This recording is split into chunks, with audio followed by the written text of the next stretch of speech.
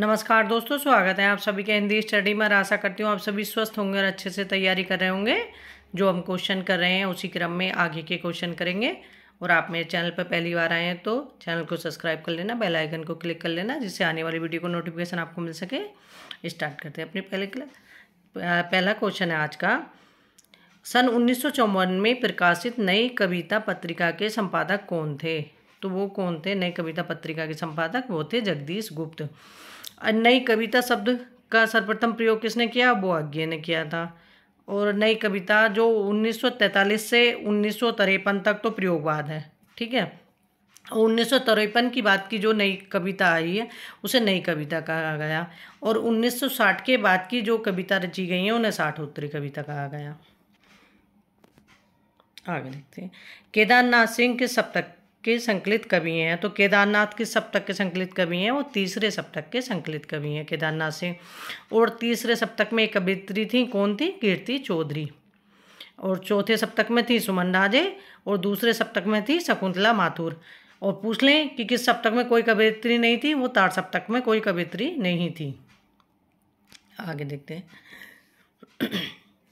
जो अपने हैं सारे तार सप्तक, इनको अच्छे से देख लेना, इनसे क्वेश्चन बनते हैं।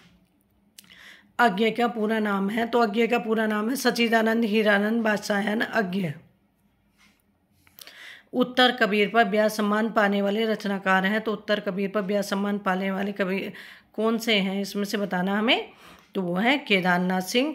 और केदारनाथ सिंह को संपूर्ण साहित्य पे साहित्य पे ज्ञानपीठ पुरस्कार मिला था। अब ज्ञानपीठ जैसे अब मैंने कहा कि किसको संपूर्ण साहित्य पे ज्ञानपीठ पुरस्कार मिला था, इस तरह से ऑप्शन में दे देते हैं और पूछते हैं। तो इसलिए ये अच्छे से देख लेना, क्योंकि लगभग 1982 के बाद से संपूर्ण संपूर्ण जो रचनाएं साहित्य था उस पर मिलने लगे था ज्ञानपीठ पुरस्कार। उससे पहले तो रचनाओं पे मिलता था। उत्तर कबीर पर आगे देखते हैं। डॉक्टर संपूर्णानंद की रचना का नाम है। तो डॉक्टर संपूर्णानंद की रचना का नाम है भाषा की शक्ति। अब देखो, ये है संपूर्णानंद भाषा की शक्ति और अध्यापक पूर्ण सिंह।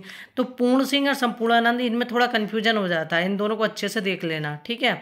क्योंकि इसमें जो सरदार अध्यापक पूर्ण सिंह है उनकी रचना भी इसमें दे रखी है, आचरण की सभ्यता और भाषा की शक्ति भी। तो भाषा की शक्ति है यह डॉक्टर पूर्ण सिंह की। और पूर्ण सिंह और संपूर्णानंद, थोड़ा सा इन चीज़ों में अच्छे से देख लेना, जिससे कन्फ्यूजन आगे ना हो, ठीक है। और जैसे अध्यापक ये है आचरण की सभ्यता, ये है पूर्ण सिंह का, ठीक है। किसकी है? अध्यापक पूर्ण सिंह की, जो द्विवेदी युग के सर्वश्रेष्ठ निबंधकार थे अध्यापक पूर्ण सिंह। उन्होंने कितने निबंध लिखे थे? केवल 6 निबंध लिखे थे, उनकी ख्याति 6 निबंधों से है।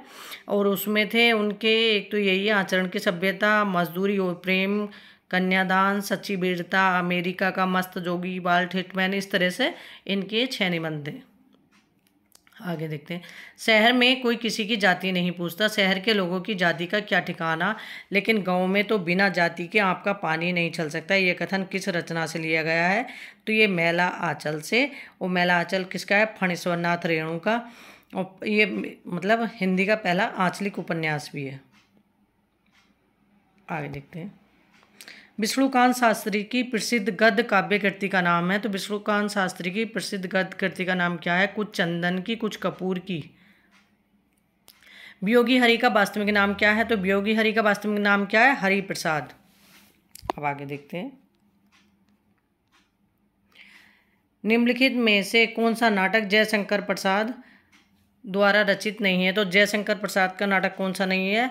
इसमें से करबला और प्रेम की वेदी, ये प्रेमचंद के वे हैं नाटक दोनों, ठीक है। करबला और प्रेम की वेदी, ये क्योंकि पूछे आते हैं एग्जाम में, इसी तरह से दे देते हैं। जैसे जयशंकर प्रसाद का दे दिया, ये किसी का दे दिया, अरे एक इनका पूछ लिया।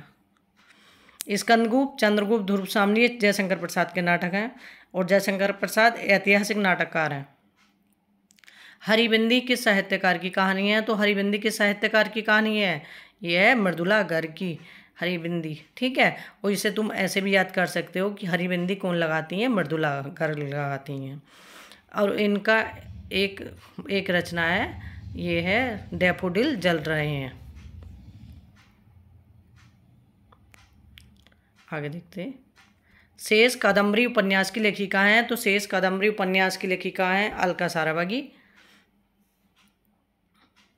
जो इनकी एक रचना और है जिसपे इन्हें साहित्य अकादमी पुरस्कार मिला है, वो है कली कथा बाईपास। ठीक है, वो भी एग्जाम में बहुत पूछी जाती है, अलका साराभागी की। आनंद कादम्बनी का संपादक कौन था? तो आनंद कादम्बनी का संपादक कौन था? वो थे बद्रीनाथ चौधरी प्रेमघन।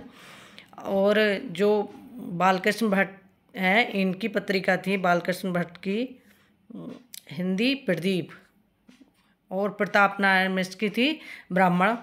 और भारतीय हिंदू हरिचंद की 3 पत्रिकाएं थी, एक तो हरिचंद मैगजीन, कवि वचन सुधा और बाला बोधनी। और बाला बोधनी ऐसी पत्रिका थी इनकी जो केवल महिलाओं के लिए थी। आगे देखते हैं, बद्रीनाथ चौधरी प्रेमघन। आगे देखते हैं, सॉरी दोस्तों, नाटक जारी है किस विधा की रचना है? तो नाटक जारी है किस विधा की रचना है? कविता और लीलाधर जुगोड़ी की रचना है। झूला नट उपन्यास की रचनाकार हैं, तो झूला नट किसका उपन्यास है? मैत्रेयी पुष्पा के हैं।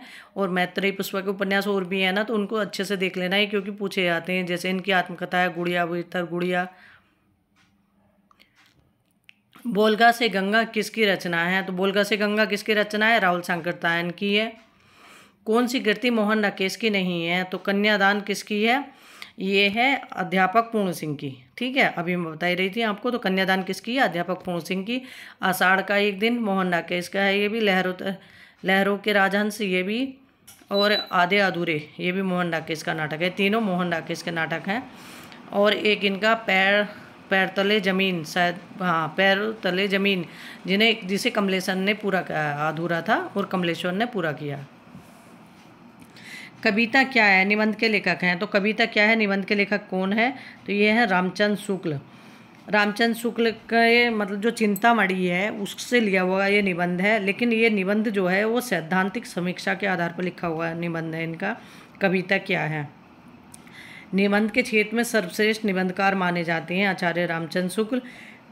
और रामचंद्र शुक्ल जी ने समाज शैली और विचारात्मक निबंध लिखे हैं। मतलब शैली कौन सी अपनाई है? समाज शैली। और निबंध कैसे थे? विचारात्मक निबंध। ठीक है। और इनके जो ये है चिंतामणि थी 4 भागों में। एक भाग का संपादन तो करा था इन्होंने, और एक भाग का संपादन करा था विश्वनाथ ने, और दूसरे भाग का और तीसरे भाग का संपादक थे नामवर सिंह, और चौथे भाग के संपादक थे ओम प्रकाश सिंह और कुसुम चतुर्वेदी। इस तरह से ये 4 भाग थे इनके। और इसमें पूछ लेते हैं कि चिंतामणि में मनोविकार संबंधी कितने निबंध हैं? तो 10 निबंध मनोविकार संबंधी है इसमें। आगे देखते हैं, निम्न में से व्यंग्यकार नहीं है, तो हमें बताना है कि इनमें से व्यंग्यकार कौन सा नहीं है। तो रविंद्रनाथ त्यागी, और ये हैं लतीफ़ घोंगी, हरिशंकर परसाई, ये कैसे हैं? ये व्यंग्यकार हैं। और ये अज्ञ कैसे हैं? मनोविश्लेषणवादी हैं।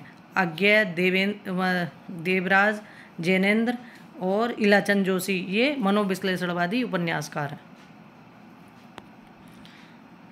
रामविलास शर्मा की आत्मकथा अपनी धरती अपने लोग कितने खंडों में है? तो रामविलास शर्मा की आत्मकथा अपनी धरती अपने लोग कितने खंडों में है? तो ये है 3 भागों में। जो रामविलास शर्मा की है वो है 3 भागों में। देर सवेर, मुंडेर पर सूरज और एक और है। ठीक है, इस तरह से ये कितने भागों में? 3 भागों में है।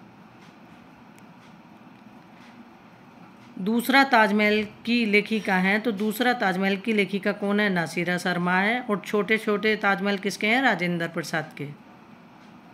श्री राम शर्मा की बोलती प्रतिमा रचना की विधा है, तो बोलती प्रतिमा रचना की विधा क्या है? ये रेखा चित्र है। श्री राम शर्मा ने सर्वाधिक मतलब शिकार संबंधी रचनाएं की हैं। तो जैसे क्वेश्चन पूछ लें शिकार संबंधी रचनाएं किसने की हैं? तो श्री राम शर्मा ने की है। देवेंद्र सत्यार्थी के संस्मरण का नाम है, तो देवेंद्र सत्यार्थी के संस्मरण है रेखाएं बोल उठी। अतीत के चलचित्र महादेवी वर्मा का है ये। माटी की मूर्ति रामवृक्ष बेनीपुरी। और दीप जले शंख बजे कन्हैया लाल मिश्र प्रभाकर का है। निम्न में से कौन सी कृति जीवनी विधा से संबंधित नहीं है? तो जीवनी विधा से संबंधित कौन सी नहीं है? ये है बसेरे से दूर। तो ये बसेरे से दूर क्या है? ये आत्मकथा है। और किसकी? बच्चन जी की आत्मकथा है। बच्चन जी की आत्मकथा कितने भागों में है? 4 भागों में। बसेरे से दूर और 10 द्वार से सोपान तक, नीड़ का निर्माण फिर, और एक और है। ठीक है, इस तरह से क्या भूलूं क्या याद करूं। ठीक है, ये इनकी 4 भागों में है। आगे देखते हैं। डॉक्टर हरिवंश राय बच्चन की कृति क्या भूलूं क्या याद करूं किस विधा में लिखी गई एक प्रतिनिधि कृति है। तो ये आत्मकथा है इनकी, अभी मैं आपको बता ही रही थी। तो ये आत्मकथा है और 4 भागों में। क्या भूलूं क्या याद करूं, नीड़ का निर्माण, बसेरे से दूर, 10 द्वार से सोपान तक। ठीक है, और इसका समय 1969 था। उपेंद्रनाथ अस्क रचित जोंक किस प्रकार का एकांकी है। तो उपेंद्रनाथ अस्क द्वारा रचित जोंक कैसा एकांकी है।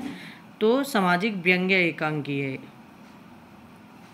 हिंदी का पहला समाचार पत्र कब और कहाँ से प्रकाशित हुआ। तो हिंदी का पहला समाचार पत्र प्रकाशित हुआ कलकत्ता से। और कब प्रकाशित हुआ, 1826 ईस्वी में कलकत्ता से प्रकाशित हुआ ये। और कलकत्ता से किसके द्वारा प्रकाशित हुआ, ये जुगल किशोर के द्वारा प्रकाशित हुआ। और हिंदी का पहला समाचार पत्र था।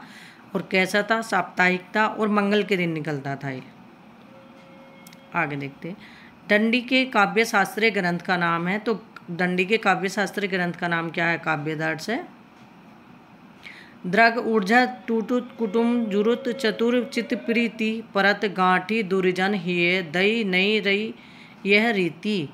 यह दोहे में प्रयुक्त अलंकार है। तो इसमें हमें बताना है कि कौन सा अलंकार है। तो इसमें कौन सा अलंकार है, असंगति अलंकार है। और ये दोहा किसका है, ये बिहारी जी का दोहा है।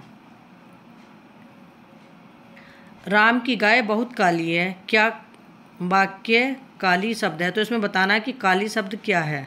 तो काली शब्द हो गया विशेषण। अगर बहुत पूछ लेते तो बहुत क्या है इसमें, तो ये हो गया प्रविशेषण। शब्दार्थो सहितो काव्यम, तो ये परिभाषा किसने दी है, ये भामा ने। और ये अलंकार संप्रदाय के प्रवर्तक कौन है, भामा। दृश्य काव्य की विधा है। तो दृश्य काव्य की विधा क्या है, नाटक है।